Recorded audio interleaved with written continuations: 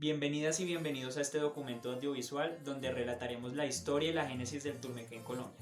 En primer momento caracterizaremos el Estado-Nación colombiano en términos sociales, políticos y económicos. Gracias a las herencias del periodo poscolonial en Colombia, los poderes político y económico durante el siglo XX se disputan bajo la lógica del bipartidismo, en donde conservadores y liberales son los autores intelectuales y materiales de la violencia sociopolítica de nuestro país. Del proceso de desmovilización del grupo guerrillero M-19 surge la Constitución Política de 1991, producto de la Asamblea Nacional Constituyente que estructura política y administrativamente a Colombia como un Estado social de derecho laico, que se reconoce como multicultural y pluriétnico. A continuación, una aproximación a la etimología de esta palabra. Turmequé es el municipio de Boyacá al que se le atribuye el nacimiento de este deporte que también es conocido como tejo, esto por el nombre del elemento de hierro con que se practica.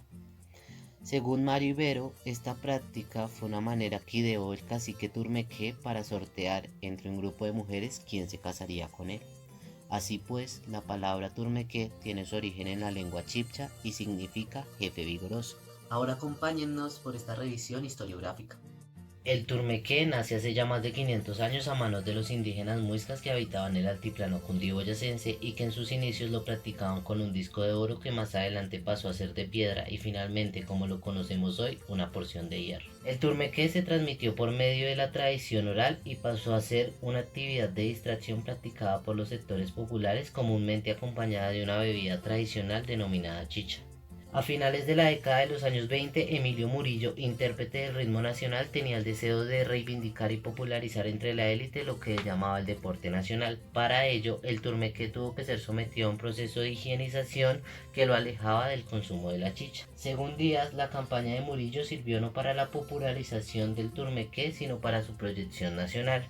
Paulatinamente dejó de ser practicado por la élite y volvió a los sectores populares donde se mantuvo hasta que en el año 2000 con la ley 163 fue declarado deporte nacional y en el 2019 fue declarado patrimonio cultural inmaterial de la nación. Vamos ahora a caracterizar la práctica. Según Eladio Moreno, historiador, el turmequé jugado por los muiscas consistía en lanzar un disco de oro conocido como setguagoscua, apuntando hacia la salida de Sue. El objetivo era quedar lo más cerca posible de ollas y múcuras de barro.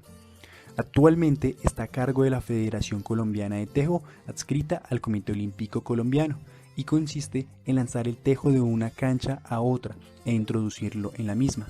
Gana el jugador o el equipo que complete primero 27 puntos. Medición de puntos. Mano. Otorga un punto al tejo más cercano al bocín al terminar la ronda. Mecha. Otorga 3 puntos o manos al jugador que con su tejo estalla una mecha de pólvora. Embocinada. Da 6 puntos al jugador que logre que su tejo caiga justo en el centro del bocín. Moñona. Da 9 puntos al jugador que logre que su tejo realice una mecha y una embocinada en el mismo lanzamiento. Ahora queremos aproximarnos a la incidencia de este fenómeno en la consolidación de identidad de grupos sociales específicos dentro de nuestro contexto colombiano. Líderes políticos como el caudillo liberal Jorge Eliezer Gaitán y los expresidentes Virgilio Barco y Alberto Lleras visitaron Campo Villamil, emblemático escenario del turmequé en Bogotá. Para Gaitán significaba el genuino acercamiento a las clases populares, mientras que para otros respondía al afán de los tiempos electorales, como diría Alfonso López. Los políticos venimos a buscar los votos para la presidencia en el Campo Villamil, pero celebramos la victoria en los clubes. Siguiendo a Ardila, el turmequé es escenario fértil para la reproducción de masculinidades, feminidades y machismos, posicionando una matriz de estatus bien definida y legitimada en el imaginario social. Se es mejor para la práctica si es hombre y no mujer, de clase popular y no de clase alta, siendo obeso o de brazos anchos, si se trabaja en construcción o similares. Los hombres con bajo desempeño serán condenados al ostracismo o serán calificados con etiquetas alusivas a las mujeres.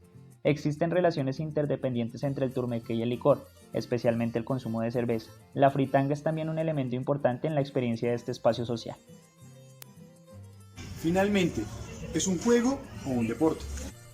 Desde la definición de deporte propia de la modernidad, que Parlevas expresa como una situación motriz de competición reglada e institucionalizada, el tejo cumple actualmente esos requisitos, lo que lo convierte en deporte.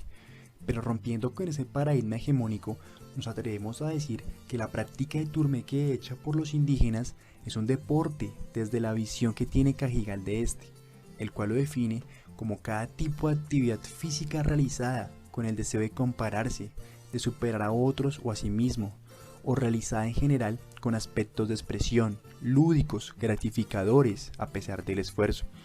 Esto se justifica con el libro Historia del Deporte de Juan Rodríguez López en su primer capítulo.